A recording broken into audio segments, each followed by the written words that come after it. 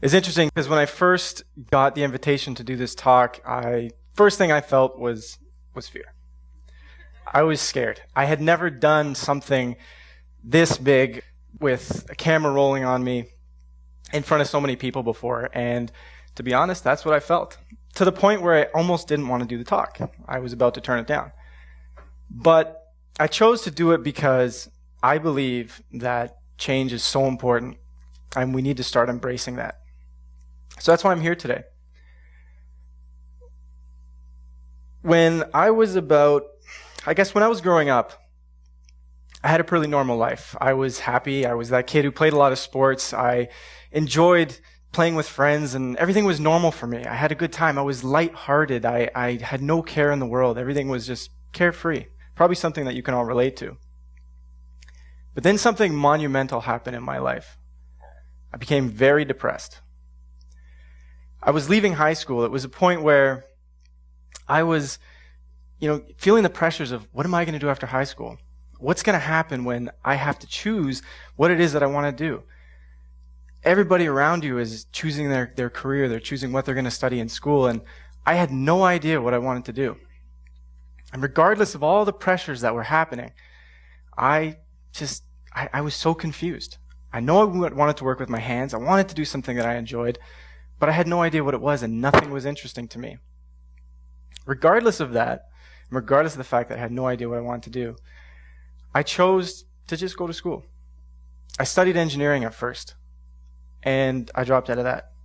Then I went into business, and I dropped out of that. And then I went into marketing, and I dropped out of that. 3 programs in 3 years, and in that 3rd year, it's when I found myself sitting in a comfy chair across from a therapist. I was depressed.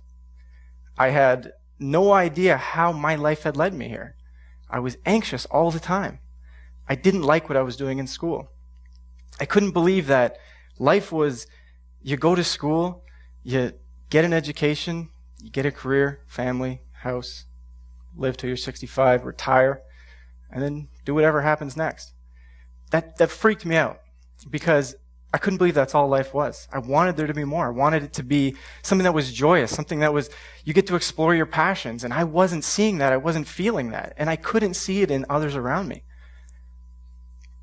So in the sessions with my therapist, I began to realize that the biggest issue that I was having was that I was not doing things for myself. I was doing things for everybody else. Making choices based on what my parents wanted, what my friends wanted, or what everybody else was doing around me.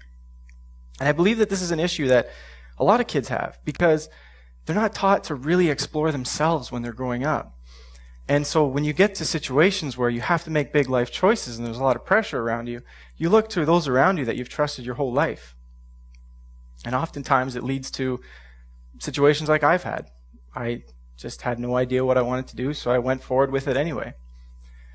In realizing that I had to stop doing things for other people, I needed to do it for myself, I chose to leave school the very next day with the guidance of my therapist, of course. She was the first adult that ever had said, Joe, it's okay if you left school. It would be totally fine. So I did. Came home the very next day. I said, Mom, I'm done. She goes, well, what do you mean? You only had 1 class today? I said, no, I'm done. I'm never going back.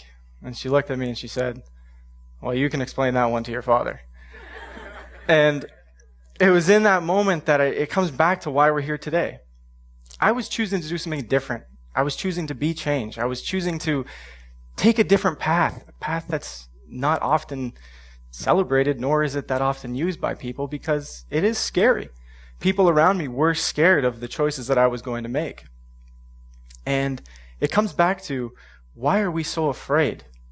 Why are we so afraid to do things differently when really what's so important is that we embrace change? We should not be fearing change. Change is something that's going to happen no matter what. Change is something that our very being is change. And so when I decided to leave school, as if my life was basically waiting for me to make this choice, everything changed. I met some friends who encouraged me to explore more about myself, who I was, what my passions were, how my beliefs were formed, how I functioned. They encouraged me to do things that I had never done before and that I was never taught. And I believe something that is so important to be done in school. Most kids, and even a lot of adults, truly don't understand their emotions as they get older. They don't understand what makes them tick a lot of the time. So I chose to leave school, met some friends, and I got to a point where a lot has changed in my life. And that's when Collective Evolution started. Collective Evolution is an organization with a very simple message. We inspire people to embrace change in their lives and in the way they see the world. CE encourages people to follow that feeling inside of them that tells us things can be different here. The world doesn't have to be like this. So, as Collective Evolution first started, it was about sharing personal development, about sharing things that basically allow people to explore themselves. We're just writing blogs. 4 years later, Collective Evolution blew up into an alternative media outlet that reaches millions of people all over the world every single month. We've also created 4 documentaries. Now, I believe that there's a couple reasons for why Collective Evolution exploded the way it did. I think, first of all, it kind of proves what the mission was looking to do, which is that people inside are looking for change, and they feel it. They know deep down that they want things to be different here, and they want to explore things differently. But I also believe that there's something even bigger that's happening, something huge that's happening to our entire world right now, and it's called a shift in consciousness. Now, those words are not so common, so what exactly does a shift in consciousness mean? Simply put, it's the shifting of how we see our world, how we see ourselves, each other, and how we choose to live on this planet. I believe this is all changing right now, and I think I can prove it. This is the third feature documentary we just released. We went on a journey across North America, and we spent 2 years exploring what exactly is happening with the world. There's revolutions, there's protests, there's people all over the place who are asking for change. Why? Why is it all happening right now, in a very short period of time, so quickly, all over the world? So we studied quantum physics, we studied spirituality, we studied science, we looked into ancient wisdom. And what we found was that there's a ton of information that links a lot of the events of today to this shift that many people are talking about. Since I can't go into every detail of what was shared in this documentary today, because this talk's not long enough, I wanted to focus on one very interesting factor, probably the piece that fascinated me the most. This here is a graph that correlates the number of sunspots that happen to the important historical events that are taking place on the planet. And this goes over thousands of years. What this is essentially saying is that there's a relationship that exists between our sun, the cosmic and solar flares that it releases to our planet, and human consciousness. Simply put, human awareness, the way we see our world. As you see the sunspots increase throughout solar cycles, as they reach peaks, you also see the number of historical events that are happening during that period also reach peaks, meaning there's more events happening. These events could be protests, they could be insurrections, they could be times of great peace, times of great change, or just the rising of brand new ideas.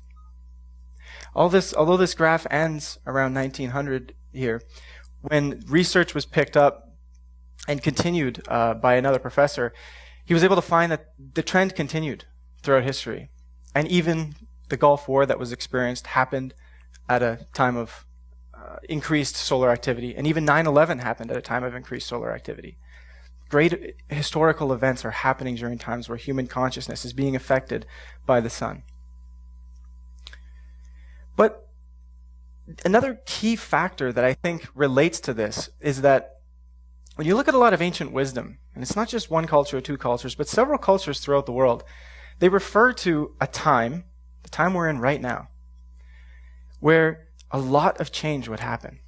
I'm not talking about the 2012 prophecies here. I'm more so talking about the fact that these ancient cultures said that during the time that we're in right now, humanity would be going through a change in the way they see the world, a change in the collective worldview. In a practical sense, this might mean we might start looking at business differently. We might start looking at education differently. We might start letting go of the old ways and embracing new ideas. Not just in a typical fashion of evolution of thought and ideas, but in a way where it's happening so fast and so quickly. And this is why I think embracing change right now is so important. But even if we don't look at this data, we don't look at what the ancients said, and instead we just looked around the world and we said, what's going on? We paid attention very closely to what's happening. Now, I'm not saying what the mainstream media might be showing us, because I believe that that necessarily isn't always the full story. But when you look at your independent research and alternative media and stuff like that, you begin to find that there are people all over the world. Like, look at the amount of protests that have happened in the past few years. Huge, huge, huge uprisings are happening all over the place. People are asking for change, new ideas. Sustainability is growing like crazy. People want to be eating differently. They want to do things differently. This is clear. We can see this happening.